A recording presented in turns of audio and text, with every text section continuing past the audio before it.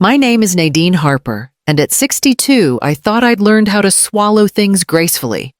Insults, disappointment, even loneliness. But that Thanksgiving Eve, somewhere along, Highway 17 just outside Charleston, the world finally tilted. The sun was bleeding out over the marshes, turning the water copper, and the sky bruised purple. My old Honda rattled with every bump, the backseat stacked with pies, cornbread, and the turkey I'd been slow roasting since dawn. I could already hear my daughter Melissa's laugh, my grandkids running through her house. For once, I'd promised myself not to cry when she called me Mom instead of Mommy. I just wanted dinner laughter, maybe a photo good enough for the fridge. Then the phone lit up again. Old hag, hurry up and cook. The words sliced through the music like a knife through glass. I gripped the steering wheel so tight my wedding ring bit into my finger. For a second, I thought I'd misheard her. My daughter. My own flesh sounding like a stranger on the other end of the line. Melissa. I said, my voice thin. But she'd already hung up. Traffic pressed around me, horns blaring, brake lights stinging my eyes. The smell of cinnamon from the pies turned sour in my throat. I tried to breathe, to keep driving, to pretend it didn't matter. But the buzzing started again. Another call, then another. I silenced them all. My heart thudded, not from anger, but from something colder. At the next exit sign, Highway 17 North, I slowed. My blinker clicked like a metronome, counting down to something inevitable. I could keep going, arrive at Melissa's smile, through the tension carve the turkey, while pretending I wasn't breaking inside. Or I could do something I'd never done in my life. I turned the wheel. The car swung left, tires hissing on the wet asphalt. The interstate lights blurred behind me as I took the ramp, heading the opposite way. For the first time in decades, I wasn't on my way to them. I was on my way back to myself. 3 hours earlier, I still believed this Thanksgiving would be different. The morning had started soft, one of those low country dawns where fog drifts over the Ashley River like a slow breath. I woke before the alarm, wrapped my old cardigan around my shoulders, and padded barefoot into the kitchen. The scent of cinnamon butter and brown sugar filled the air. 2 pumpkin pies cooled by the window, the glass fogging gently in the chill. I turned on the radio. Sam Cooke, You Send Me. The sound of his voice, smooth and easy, made the kitchen feel like the world was still kind. I hummed along as I packed the cranberry sauce into Tupperware, layering it between wax paper like a small act of devotion. Every dish was a promise, something I could still give, something that might bring us back together. Melissa had texted last night, a string of half sentences and emojis. Busy day. Clients late. Dinner at 6. She'd always been that way, bright, determined to storm of schedules. I used to think her drive was beautiful, a reflection of the strength I tried to raise her with. Lately, it just sounded tired. And Caleb, my quiet one, had called 2 nights ago. His voice was small, strained. Don't worry about me, Mom, he'd said. Just go be with Melissa. She needs you. I could hear the emptiness in his apartment through the phone, the echo of someone trying not to sound lonely. I told him I'd stop by next week. He said, sure, Mom. Take care of her first. I loaded the trunk with careful precision stuffing bread rolls, the big roasting pan wrapped in foil. The sky was still pale, the air smelling of pine and river salt. I locked the door, glanced once at the porch light, and whispered, let's make it a good one this year. By the time I hit the highway, the sun had turned sharp and silver. Traffic thickened near the bridge, the radio crackled, and I told myself again that this Thanksgiving would heal what time had frayed. I didn't know it yet, but the road I was on wasn't leading home. It was leading to the moment everything would finally change. By the time I reached the Ravenel Bridge, the wind had picked up, pushing against the car like a warning. The radio crackled through static as the first raindrops splattered on the windshield.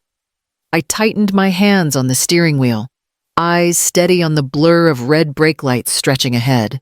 The phone buzzed on the passenger seat again and again. I tried to ignore it, but the sound felt like a heartbeat I couldn't escape. On the 15th ring, I gave in and hit speaker. "Mom, where are you?" Melissa's voice was sharp, impatient. "We've been waiting for hours. The kids are starving. Can you just move faster?" I glanced at the clock. It wasn't even 5. "I'm almost there," I said quietly, though I wasn't. Traffic had slowed to a crawl. Then Caleb's voice chimed in from the background. "Mom, please don't start drama tonight, okay? We just want things to go smoothly this time." That one landed harder than I expected. Drama. That's what they called it now, me trying year after year to hold everyone together while they rolled their eyes and scrolled their phones. Outside, the rain thickened. Wipers scraped across the glass, keeping time with the dull ache in my chest. I thought of all the years I'd driven this same road car full of casseroles, hope tucked between layers of foil. The years when the kids would meet me at the door, faces bright, shouting "Grandma's here." Now I was just late. Melissa was still talking, but her words blurred with the hum of tires and rain. I pictured the dining room I'd set so many times, my table heavy with food and laughter, the smell of sage and rosemary in the air. Back then, gratitude filled every plate. Now it was just hunger, expectation, noise. The call disconnected, replaced by silence so complete it almost hummed. I gripped the wheel tighter, the storm ahead no worse than the one inside me. The rain had thinned to a mist by the time I reached the next exit. I pulled into a rest stop overlooking the marshes, the air heavy with salt and the smell of wet pine. The parking lot was nearly empty, just a lone truck idling in the corner and the low hum of insects rising from the reeds. I shut off the engine, letting the quiet press in. My phone lit up again. I didn't answer. It buzzed once, twice, then went still, before a voicemail notification blinked across the screen. For a moment, I hesitated. Then I pressed play. Melissa's voice came through sharp as broken glass. "If you're not here soon, don't bother coming at all." The words landed like a slap. My hand trembled as I set the phone down on the dashboard. I stared out at the water, the marsh grass bending in the wind, the sky turning that dull pewter color before dark. Somewhere in the distance, a gull cried thin and lonely. For years, I'd built my life around that kind of voice, urgent, demanding, always needing something. I'd been the fixer, the peacemaker, the one who made holidays happen when no one else cared to. I remembered the Christmas when Melissa locked herself in her room after her father died, the birthday. Caleb forgot to show up for the endless nights I spent cooking, cleaning, forgiving. I'd told myself that's what mothers did, endure. But something inside me shifted, small and certain, like a gear finally clicking into place. The hurt didn't burn this time. It cooled into something steady, clean. I looked down at my hands, wrinkled, flour-stained, strong still, and felt the quietest thought rise in my chest. Maybe they should see what life looks like without me. I started the car again, but I didn't pull back onto the highway. Not yet. The decision hadn't left my lips, but I could already feel it forming solid and irreversible, just waiting for air. I sat there for a long minute, engine humming softly, rain dripping from the hood, like the heartbeat of something that refused to die. The road ahead stretched toward Charleston, toward the same front door, the same strained smiles and half-hearted hugs. My hands rested on the wheel, but I didn't move. Then, as if on cue, the radio came back to life, static at first, then the opening brass of Aretha Franklin's Respect. Her voice filled the car, fierce and unapologetic. And something inside me answered it. I laughed once, short and shaky, but it broke the silence. I pressed my foot to the pedal and pulled out of the rest stop, not forward, but back. The sign for Highway 17 North flashed past, and I took the turn without hesitation. My blinker clicked steadily, a rhythm that felt like breathing again. The traffic had eased, the rain had faded to mist. I rolled down the window, letting in the salt air and the scent of wet earth. The marshes glowed faintly in the distance, green and silver under the fading light. Each mile I drove felt like something loosening inside me, years of biting my tongue, of showing up even when I was breaking. The highway stretched open, empty. I didn't feel lost. I felt free. They wanted dinner by 6. I murmured the words surprising me as they left my lips. They didn't say where. For once, there was no guilt waiting behind the thought. Just space. Just air. I passed the exit for Melissa's neighborhood without looking back. Instead, I imagined my small house by the river. The porch light I'd forgotten to turn off the scent of lemon soap that lingered in the kitchen. It waited for me steady and quiet, like an old friend who'd never stopped believing I'd come home. The city lights fell away behind me. I turned up the volume and sang along with Aretha until my voice cracked the sound of it raw and alive in the dark. By the time I reached my little cottage on the Ashley River, the rain had stopped. The air outside was cool and damp, carrying the scent of pine and sea salt. I parked under the oak tree, its branches heavy with moss, and for a moment, I just sat there listening to the ticking of the cooling engine. My hands were steady now. The trembling that had followed me down the highway was gone. Inside, the house greeted me with silence, gentle, forgiving silence. I set the grocery bags on the counter, unwrapped the foil from the turkey I'd prepared that morning, and slid it into the oven. The familiar click of the gas stove and the low hum of heat filled the kitchen. I lit 2 candles on the table, their small flames bending toward each other like old friends reunited. I turned on the record player dusted from disuse. A crackle, a soft hiss, and then the slow, aching melody of Billie Holiday's voice slipped into the room. It felt like she was singing just for me. I poured a glass of white wine, kicked off my shoes, and laughed quietly when the first chords of I'll Be Seeing You began. So I danced, barefoot with the smell of roasting turkey filling the air, my steps small but certain. My reflection in the window looked older, yes, but not broken, just human, just alive. When the timer finally rang, I pulled the turkey from the oven. The skin had turned the color of late autumn leaves. I set a single plate, 1 fork, 1 glass. I ate slowly, savoring every bite, every quiet second. On the counter beside me lay my open journal, the page marked with a single line I'd written months ago. And forgotten about peace doesn't require witnesses. For once, the words made sense. I leaned back, the candlelight soft on the walls, the river whispering beyond the window. And for the first time in longer than I could remember, I didn't feel alone. I just felt full.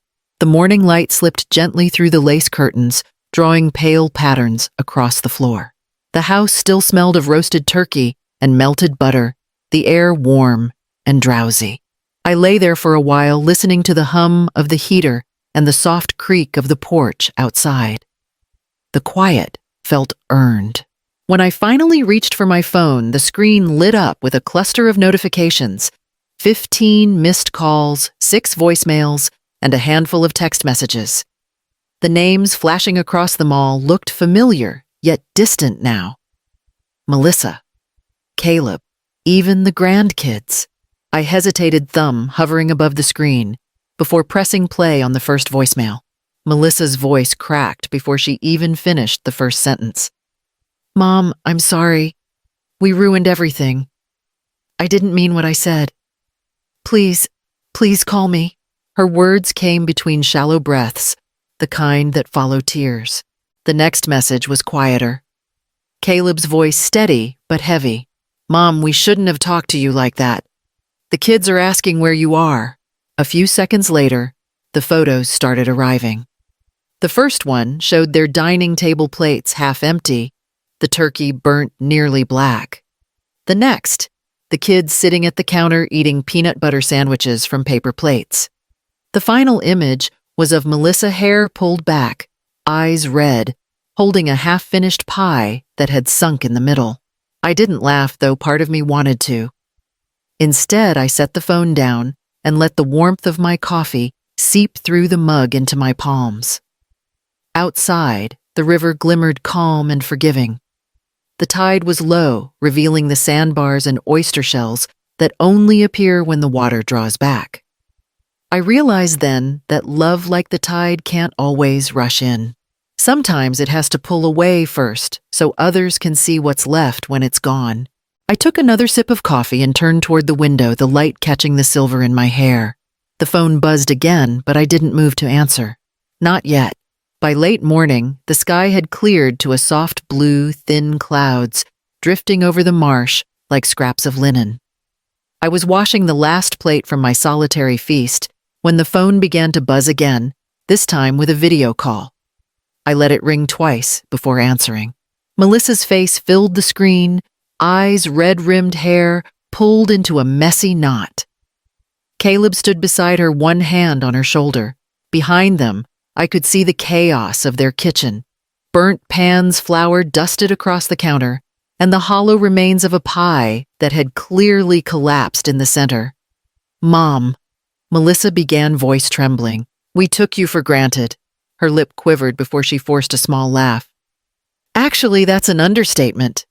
We've been terrible." "You didn't deserve any of it." Caleb nodded. "We're sorry, Mom. We really are." I didn't speak right away. The silence stretched long enough for the sound of a gull to echo faintly through my open window. I studied their faces, older than I remembered, tired, but finally honest. There was no performance this time, no defensiveness hiding behind jokes or guilt. Just my children stripped bare of pride. When I finally spoke, my voice came out calm, steady. "If you want a do-over," I said, "bring the pie. And this time you do the dishes." Melissa blinked, then laughed, a sound that cracked halfway through, but softened the air between us. Caleb let out a breath he'd been holding. For the first time in years, the space between us didn't feel crowded with blame. It felt possible. "Deal," Melissa said, wiping her eyes. "And Mom, thank you for picking up." I smiled, not out of obligation, but out of peace. "Just don't burn the pie this time." They both laughed, a small sound that carried something real, a beginning, not an apology. I set the phone down, the river glinting in the window's reflection, and felt the quiet settle back into something that finally felt like balance. By mid-afternoon, the sound of tires on gravel broke the quiet. Through the front window, I saw Melissa's car pulling up beneath the oak, Caleb's old pickup right behind it. The kids tumbled out first, little feet splashing through puddles, their laughter bright against the low hum of the river. I wiped my hands on a towel, heart steady but soft, and opened the door. Melissa stood there holding a pie that looked suspiciously store-bought, her smile unsure but genuine. "It's not yours," she said, a nervous laugh escaping, "but it's still warm." Caleb lifted a brown paper bag filled with cider bottles and apples. "Truce offering," he said. Inside the cottage filled with movement. The kids helped lay out napkins and silverware, their small voices echoing off the old wood walls. Caleb uncorked the cider while Melissa chopped apples for a quick salad, humming off key to the tune on the radio. There was no plan, no pressure, just the easy rhythm of hands working together. I sat down for once, the wooden chair creaking beneath me, and watched them move around my kitchen. The sunlight slipped through the window, landing in warm stripes across the table. Melissa caught me looking and grinned. "Don't you dare get up," she warned, wagging the knife like a teacher with a pointer. "You're the guest tonight." So I didn't. I let the smell of cinnamon and roasted apples fill the air, let their laughter rise and fall without needing to direct it. When the cider was poured and the table set, Caleb raised his glass. "To Mom," he said simply, "for teaching us the hard way."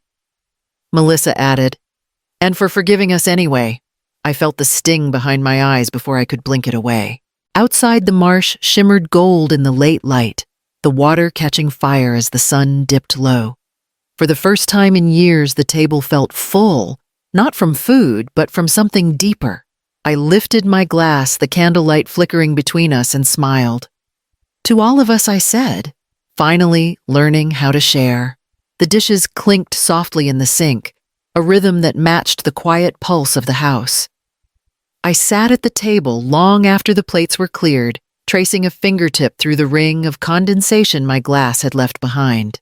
From the kitchen came the low murmur of voices, Melissa teasing Caleb for stacking plates the wrong way, the kids giggling as they handed him spoons still dripping with soap bubbles. I opened my journal.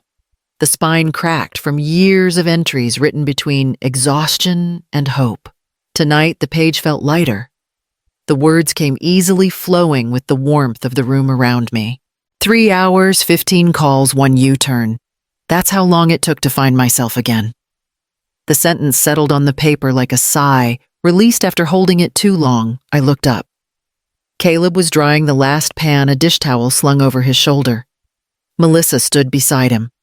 Sleeves rolled up, her hair falling loose around her face. They weren't talking about apologies anymore. They were talking about the kids' school play, about the pie that hadn't burned this time, about next weekend's farmer's market. Ordinary things. Kind things. No one was waiting for me to stand to gather plates to clean. No one expected it. That alone felt miraculous. The smallest granddaughter, Lucy, with curls that reminded me of Melissa at her age, ran over and climbed onto my lap, her hands sticky from cider. "Grandma," she whispered. "Mom said we're coming here next year too. Is that okay?" I smiled and brushed a crumb from her cheek. "That's more than okay, sweetheart." When the kitchen lights dimmed and the river outside shimmered under the moon, I closed my journal and leaned back in my chair. My family was still mine, just different now. Balanced. Whole. I didn't lose them, I whispered to no one in particular. I just stopped losing myself. Outside, the tide shifted softly against the shore, carrying the sound of laughter through the open window. It lingered in the air, gentle, steady, and finally enough.